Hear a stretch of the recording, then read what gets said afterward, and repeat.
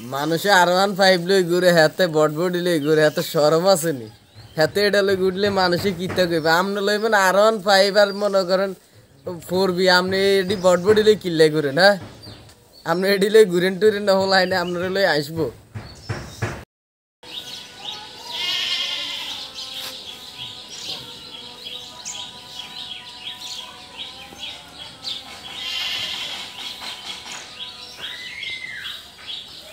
ভাই একটু এদিকে আসো কাটো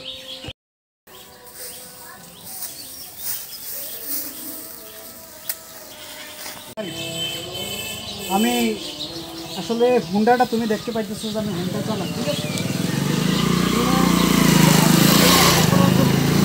হুন্ডাটা ক্রয় করার জন্য আমার কী পরিমাণ কষ্ট হয়েছে তুমি জানো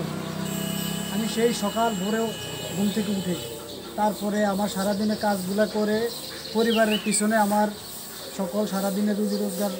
শেষ করে তাদের আমার উপার্জনের টাকা আমার পরিবার চালানোর পর প্রতিদিন 1 টাকা 2 টাকা যায় পারি ওইভাবে এটা সঞ্চয় করে আসতে 5 বছরে আমি এই হুন্ডাটা কিনেছি ঠিক আছে আমার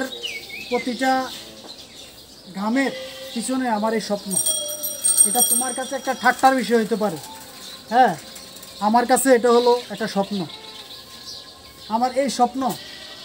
তুমি হয়তোবা তোমার আবেগ দিয়ে তুমি বলছো যে আসলে আমি একটা বটবডি চালাই হোক যেটাই হোক আমি R1 নিতে পারি হ্যাঁ R1 তোমার দৃষ্টিতে সহজ কিন্তু আমার দৃষ্টিতে এটা একটা বিশাল বড় স্বপ্ন এটা আমার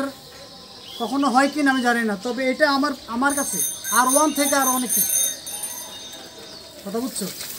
আমি আমার পরিশ্রমের পিছনে আমার সব কিছু আমি দেখার পর সব কিছু আমার কাজগুলো করার পর আমার এই R1 এটাই আমার R1 ঠিক আছে আমি নিতে পারি আর তুমি দেখতে পারো যে এটা একটা মানে বটবডি হুন্ডা যেটাকে বলে তোমার বাসায় কিন্তু আসলে এটা তুমি ওইভাবে চিন্তা করতে পারো না ভাই তুমি আমার এটা কেনার জন্য তুমি যদি জানো আমি কী পরিমাণ কষ্ট করা লাগছে তাহলে তুমি হয়তো বা আজকে আমার এই কথা বলতে পারো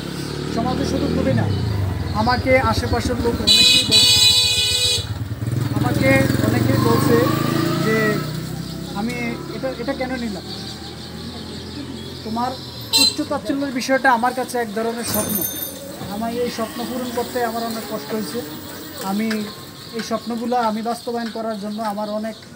আমার অনেক রাতের পর রাত আমার পরিশ্রম করতে হয়েছে কিছু কিছু রাত্রেও আমার গেছে যে রাত্রে আমি ঘুমাই নাই শুধু একটা হুন্ডা কিনবো এটা আমার জন্য স্বপ্ন তো ভাই তুমি যতটুকুই আমাকে যাই বলছো আমি কিছু মনে করি নাই আমি হয়তোবা আজকে তোমাকে বুঝাইতে পারি নাই আজকে এটা আমার ব্যর্থতা তবে আমি আজকে এটাই বলতে চাই কখনো কাউকে ছোট করে কোনো কিছু বলবো না তোমার হাসি ঠাট্টা আমার স্বপ্ন আমার এই স্বপ্নকে আমি সবসময় সম্মান করি আমি আশা করব তুমি আমার যদি ছোট ভাই তুমিও এই স্বপ্নকে সবসময় সম্মান করবে ঠিক আছে তুমি কি বুঝতে পারছো ভাই আচ্ছা ভাই আমি বুঝতে পারি না যে আপনাকে এই কথাটা বললো যে আপনি অনেক কষ্ট পাইবেন আর আসলে হয়তো ছোট হোক জিনিস বড় হোক কাউরে ছোট করে দেখাটা ঠিক না আমি হয়তো ওই ছোট জিনিসটাকে অবহেলা করে আপনাকে ইনসাইট করে কথা বলছি ভাই আমার প্রতি মনে কষ্ট রেখেন না আমাকে ক্ষমা করে দিন আসলে এটা বলার মূল কারণটা হলো আমরা সমাজে এরকম অনেকেই আছি যে মানুষের সামান্য কিছুটা দেখলে একটু কিছু দেখলে আমরা তিরস্কার করি আসলে আমরা জানতেই চাই না যে ওনার এই সামান্য বিষয়টা আরেকজনের আমার কাছে স্বপ্ন এই স্বপ্নটা পূরণ করতে কতটা কষ্ট হয়েছে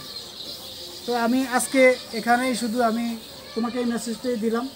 আর কখনো কাউকে এরকম ছোট পারবো না ঠিক আছে